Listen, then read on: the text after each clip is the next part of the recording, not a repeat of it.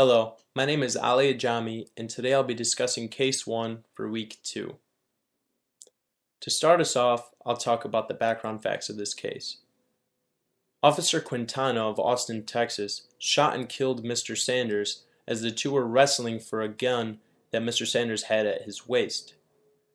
A grand jury decided not to indict Officer Quintana because they felt as if he did not use excessive force given the circumstances. The Sanders family decided to file a lawsuit because they felt as if that their son's civil rights had been violated. Throughout the process of litigation, the two parties met for mediation.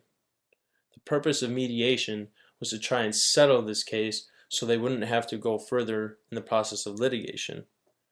During mediation, city officials said things along the lines of, "On behalf of the Austin City Council, we are here to apologize for what occurred to your son, and we are here to settle this lawsuit. And also, the City Council has authorized us to settle this lawsuit, and that is what we are here to do."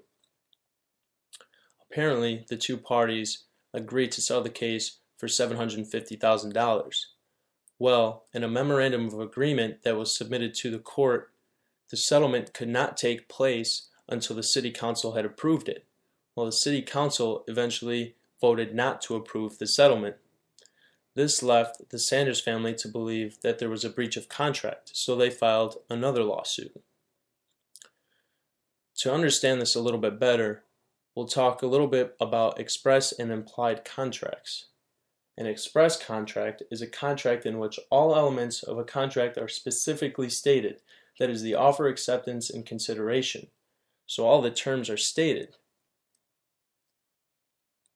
An implied contract is an agreement created by the actions of the parties involved, but it is not written or spoken. This is a contract assumed to have been drawn. I don't believe an implied contract is applicable in this case. The lesson to be learned from this case is that when dealing with settlements or any type of agreement established by a contract, you should thoroughly understand the terms of the contract, because if you sign off on it, the contract is binding. Additionally, if you feel as if people are saying certain things that you feel they should be held accountable to, put it in writing and have them express their consent by signing the document so you can hold them accountable. If the Sanders family would have done that when mediating with the city officials, their case would have held much more weight. In case you were wondering, months after the City Council voted not to approve the settlement, a few City Council members were replaced and the new City Council was presented the same proposal. Should they approve the settlement for the Sanders case? They voted yes. Thanks for listening, and have a good day.